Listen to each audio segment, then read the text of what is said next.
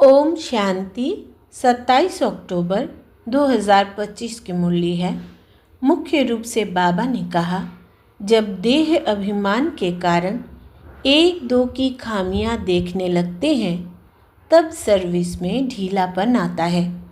आपस में अनबनी होना भी देह अभिमान है।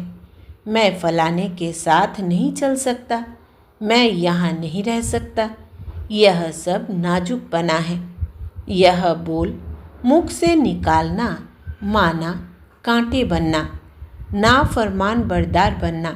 बाबा कहते, बच्चे तुम रूहानी मिलिट्री हो, इसलिए ऑर्डर हुआ तो फौरन हाजिर होना चाहिए। कोई भी बात में आनाकानी मत करो। आगे कहा, बहुत मीठे शांत अति मीठे स्वभाव का बनना है। कभी भी क्रोध नहीं करना है। अपनी आँखों को बहुत बहुत सिविल बनाना है। बाबा जो हुक्म करे उसे फौरन मानना है। सारे विश्व को पतित से पावन बनाने की सेवा करनी है, अर्थात घेराव डालना है। अब सुनते हैं महावाक्यों को विस्तार से। बाबा ने कहा, मीठे बच्चे, नाजुकपना भी देह अभिमान है। रूसना रोना यह सब आसुरी संस्कार तुम बच्चों में नहीं होने चाहिए। दुख सुख मान अपमान सब सहन करना है। प्रश्न है, सर्विस में ढीलापन आने का मुख्य कारण क्या है? उत्तर, जब देह अभिमान के कारण एक दो की खामियां देखने लगते हैं तब सर्विस में ढीलापन आता है। आपस में अनबनी होना भी देह अभिमान है। मैं फलाने के साथ नहीं चल सकता, मैं यहाँ नहीं रह सकता, यह सब नाजुकपना है। यह बोल मुख से निकालना माना कांटे बनना, नाफरमान बरदार बनना। बाबा कहते, बच्चे तुम रूहानी मिलिट्री हो, इसलिए ऑर्डर हुआ तो फौरन हाजिर होना चाहिए। कोई भी बात में आनाकानी मत करो। ओम शांति। रूहानी बाप बैठ रूहानी बच्चों को समझाते हैं। बच्चों को पहले पहले यह शिक्षा मिलती है कि अपने को आत्मा निश्चय करो। देह अभिमान छोड़ देही अभिमानी बनना है। हम आत्मा हैं। देही अभिमानी बने तभी बाप को याद कर सके। वो है अज्ञान काल, यह है ज्ञान काल। ज्ञान तो एक ही बाप देते हैं जो सर्व की सद्गति करते हैं, और वो है निराकार, अर्थात उनका कोई मनुष्य आकार नहीं है। जिसको मनुष्य का आकार है उनको भगवान नहीं कह सकते। अब आत्माएं तो सब निराकारी ही है, परंतु देह अभिमान में आने से अपने को आत्मा भूल गए हैं। अब आप कहते हैं, तुमको वापिस जाना है, अपने को आत्मा समझो। आत्मा समझ बाप को याद करो, तब जन्म जन्मांतर के पाप भस्म हो, और कोई उपाय नहीं। आत्मा ही पतित, आत्मा ही पावन बनती है। बाप ने समझाया है, पावन आत्माएं हैं सतयुग त्रेता में, पतित आत्मा फिर रावण राज्य में बनती है। सीढ़ी में भी समझाया है, जो पावन थे वो पतित बने हैं। 5000 वर्ष पहले तुम सब आत्माएं शांति धाम में पावन थी, उसको कहा ही जाता है निर्वाण धाम। फिर कलयुग में पतित बनते हैं, तब चिल्लाते हैं, हे पतित पावन आओ। बाबा समझाते हैं, बच्चे मैं जो तुमको ज्ञान दे रहा हूँ पतित से पावन बनने का, वो सिर्फ मैं ही देता हूँ, जो फिर प्रायलोप हो जाता है। बाप को ही आकर सुनाना पड़ता है। यहाँ मनुष्यों ने अथाह शास्त्र बनाए हैं। सतयुग में कोई शास्त्र होता ही नहीं, वहाँ भक्ति मार्ग रिंचक भी नहीं। अभी बाप कहते हैं, तुम मेरे द्वारा ही पतित से पावन बन सकते हो। पावन दुनिया ज़रूर बननी ही है। मैं तो बच्चों को ही आकर राजयोग सिखाता हूँ। दैवी गुण भी धारण करने हैं। रूसना रोना यह सब आसुरी स्वभाव है। बाप कहते हैं, दुख सुख मान अपमान सब बच्चों को सहन करना है, नाजुकपना नहीं। मैं फलाने स्थान पर नहीं रह सकती हूँ, यह भी नाजुकपना है। इनका स्वभाव ऐसा है, यह ऐसा है, वैसा है, यह कुछ भी रहना नहीं चाहिए। मुख से सदैव फूल ही निकले, कांटा नहीं निकालना चाहिए। कितने बच्चों के मुख से कांटे बहुत निकलते हैं। किसको गुस्सा करना भी कांटा है। एक दो में बच्चों की अनबनी बहुत होती है। देह अभिमान होने कारण एक दो की खामियां देखते खुद में अनेक प्रकार की खामियां रह जाती है, इसलिए फिर सर्विस ढीली पड़ जाती है। बाबा समझते हैं यह भी ड्रामा अनुसार होता है, सुधरना भी तो है। मिलिट्री के लोग जब लड़ाई में जाते हैं तो उन्हों का काम ही है दुश्मन से लड़ना। फ्लड्स होती है व कुछ हंगामा हुआ तो भी बहुत मिलिट्री को बुलाते हैं। फिर मिलिट्री के लोग मजदूरों आदि का काम भी करने लग पड़ते हैं। गवर्नमेंट मिलिट्री को ऑर्डर करती है, यह मिट्टी सारी भरो, अगर कोई ना आया तो गोली के मुंह में। गवर्नमेंट का ऑर्डर मानना ही पड़े। बाप कहते हैं तुम भी सर्विस के लिए बंधे हुए हो। बाप जहाँ भी सर्विस पर जाने के लिए बोले झट हाजिर होना चाहिए। नहीं माना तो मिलिट्री नहीं कहेंगे, वो फिर दिल पर नहीं चढ़ते। तुम बाप के मददगार हो सबको पैगाम देने में। अब समझो कहाँ बड़ा म्यूज़ियम खोलते हैं, कहते हैं 10 माइल दूर है, सर्विस पर तो जाना पड़े ना। खर्चे का ख्याल थोड़ी करना है। बड़े से बड़ी गवर्नमेंट बेहद के बाप का ऑर्डर मिलता है, जिसका राइट हैंड फिर धर्मराज है। उनकी श्रीमत पर ना चलने से फिर गिर पड़ते हैं। श्रीमत कहती है अपनी आँखों को सिविल बनाओ। काम पर जीत पाने की हिम्मत रखनी चाहिए। बाबा का हुक्म है, अगर हम नहीं मानेंगे तो एकदम चकनाचूर हो जाएंगे। 21 जन्मों की राजाई में रोला पड़ जाएगा। बाप कहते हैं मुझे बच्चों के बगैर तो कभी कोई जान न सके। कल्प पहले वाले ही आहिस्ते आहिस्ते निकलते रहेंगे। यह है बिल्कुल नई नई बातें। यह है गीता का युग, परंतु शास्त्रों में इस संगम युग का वर्णन नहीं है। गीता को ही द्वापर में ले गए हैं, लेकिन जब राजयोग सिखाया तो ज़रूर संगम होगा ना। परंतु किसकी भी बुद्धि में यह बातें नहीं हैं। अभी तुम्हें ज्ञान का नशा चढ़ा हुआ है, मनुष्यों को है भक्ति मार्ग का नशा।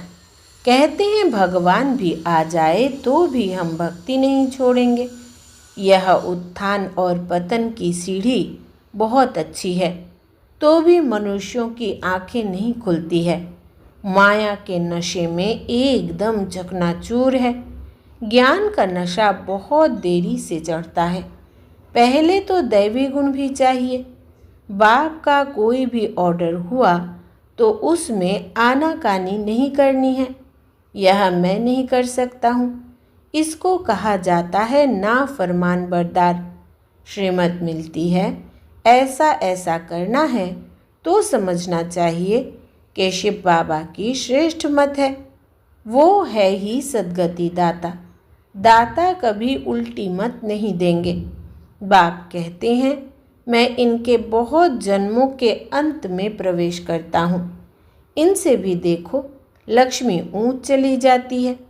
गायन भी है, फीमेल को आगे रखा जाता है। पहले लक्ष्मी फिर नारायण, यथा राजा रानी तथा प्रजा हो जाती है। तुमको भी ऐसा श्रेष्ठ बनना है। इस समय तो सारी दुनिया में रावण राज्य है। सभी कहते हैं राम राज्य चाहिए। अब है संगम। जब इन लक्ष्मी नारायण का राज्य था तो रावण राज्य नहीं था। फिर चेंज कैसे होती है यह कोई नहीं जानते। सभी घोर अंधियारे में हैं। समझते हैं कलयुग तो अभी छोटा बच्चा, रेगड़ी पहन रहा है, तो मनुष्य और ही नींद में सोए हुए हैं। यह रूहानी नॉलेज रूहानी बाप ही रूहों को देते हैं, राजयोग भी सिखलाते हैं। श्री कृष्ण को रूहानी बाप नहीं कहेंगे, वो ऐसे नहीं कहेंगे कि हे रूहानी बच्चों। यह भी लिखना चाहिए, रूहानी नॉलेज फुल बाप स्पिरिचुअल नॉलेज रूहानी बच्चों को देते हैं। बाप समझाते हैं, दुनिया में सभी मनुष्य है देह अभिमानी, मैं आत्मा हूँ, यह कोई नहीं जानते हैं। बाप कहते हैं, किसकी भी आत्मा लीन नहीं होती है। अभी तुम बच्चों को समझाया जाता है दशहरा दीपावली क्या है। मनुष्य तो जो भी पूजा आदि करते हैं सब ब्लाइंड फेथ की, जिसको गुड्डी पूजा कहा जाता है, पत्थर पूजा कहा जाता है। अभी तुम पारस बुद्धि बनते हो तो पत्थर की पूजा नहीं कर सकते हो। चित्रों के आगे जाकर माथा टेकते हैं, कुछ भी समझते नहीं। कहते भी है ज्ञान, भक्ति और वैराग्य। ज्ञान आधा कल्प चला, फिर भक्ति शुरू हुई। अब तुमको ज्ञान मिलता है तो भक्ति से वैराग आ जाता है। यह दुनिया ही बदलती है। कलयुग में भक्ति है, सतयुग में भक्ति होती नहीं, वहाँ है ही पूज्य। बाप कहते हैं, बच्चे तुम माथा क्यों टेकते हो? आधा कल्प तुमने माथा भी घिसाया, पैसे भी गंवाए, मिला कुछ नहीं।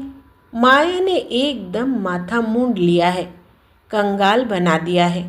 फिर बाप आकर सबका माथा ठीक कर देते हैं। अभी आहिस्ते आहिस्ते कुछ यूरोपियन लोग भी समझते हैं। बाबा ने समझाया है, यह भारतवासी तो बिल्कुल तमोगुणी बन गए हैं। वो और धर्म वाले फिर भी पीछे आते हैं तो सुख भी थोड़ा, दुख भी थोड़ा मिलता है। भारतवासियों को सुख बहुत तो दुख भी बहुत है।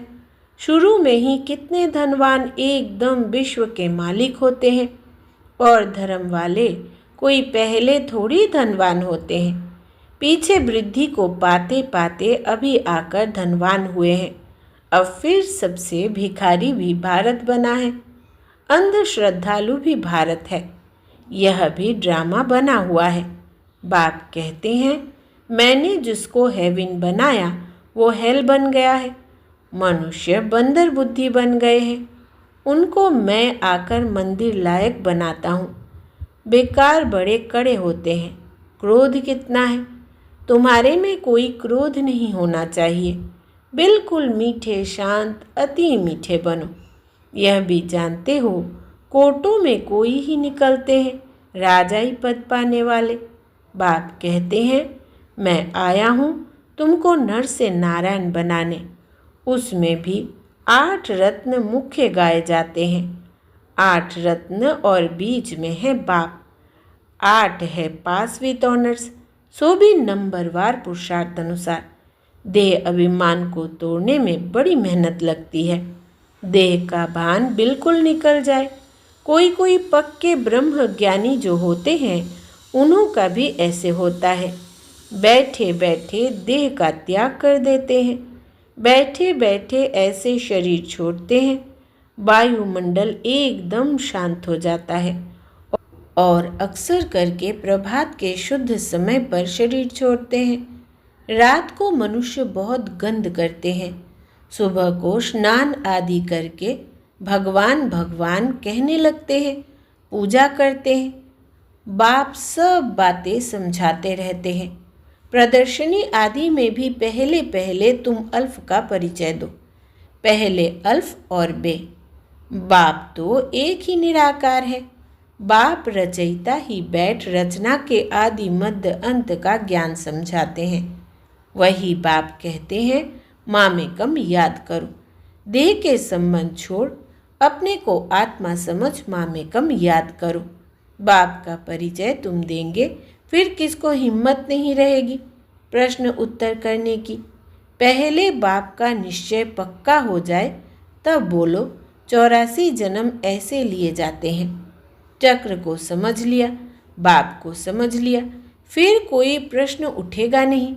बाप का परिचय देने बगैर बाकी तुम टिक टिक करते हो तो उसमें तुम्हारा टाइम बहुत वेस्ट हो जाता है, गला ही घुट जाते हैं।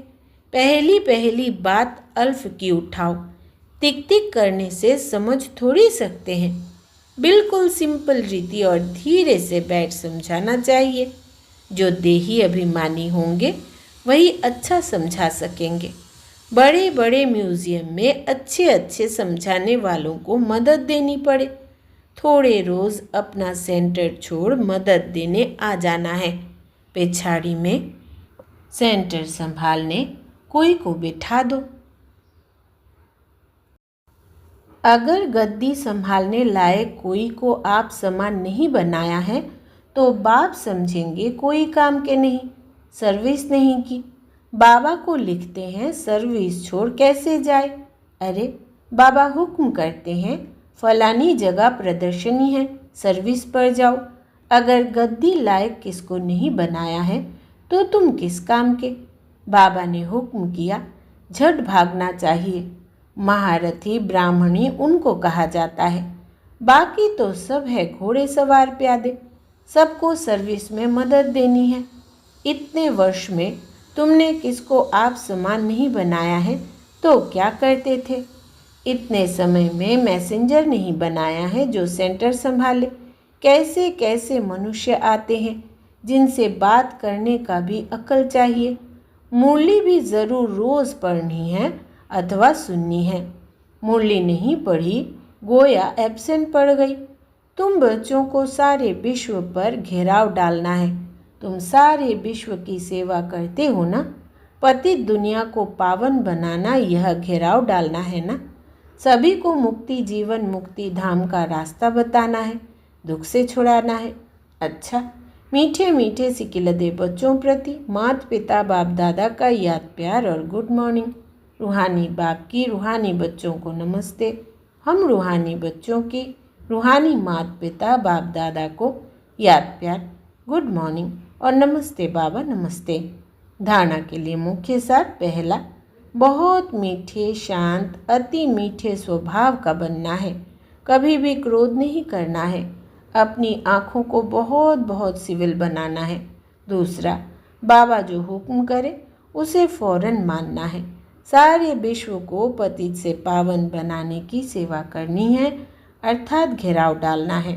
वरदान है, बाप की याद द्वारा असंतोष की परिस्थितियों में सदा सुख व संतोष की अनुभूति करने वाले महावीर भव। विस्तार है, सदा बाप की याद में रहने वाले हर परिस्थिति में सदा संतुष्ट रहते हैं, क्योंकि नॉलेज की शक्ति के आधार पर पहाड़ माफिक परिस्थिति भी राय अनुभव होती है। राय अर्थात कुछ नहीं, चाहे परिस्थिति असंतोष की हो, दुख की घटना हो, लेकिन दुख की परिस्थिति में सुख की स्थिति रहे तब कहेंगे महावीर। कुछ भी हो जाए, नथिंग न्यू के साथ साथ बाप की स्मृति से सदा एक रस स्थिति रह सकती है। फिर दुख अशांति की लहर भी नहीं आएगी। स्लोगन है, अपना दैवी स्वरूप सदा स्मृति में रहे तो कोई की भी व्यर्थ नज़र नहीं जा सकती। अपनी दैवी स्वरूप सदा स्मृति में रहे तो कोई की भी व्यर्थ नज़र नहीं जा सकती। अव्यक्त इशारे, स्वयं और सर्व के प्रति मनसा द्वारा योग की शक्तियों का प्रयोग करो। जैसे साइंस की शक्ति का प्रयोग लाइट के आधार पर होता है। अगर कंप्यूटर भी चलता है तो कंप्यूटर माइट है, लेकिन आधार लाइट है। ऐसे आपके साइलेंस की शक्ति का भी आधार लाइट है।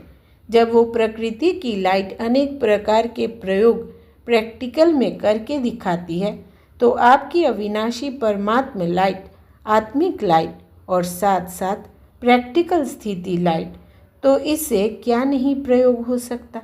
अच्छा, ओम शांति।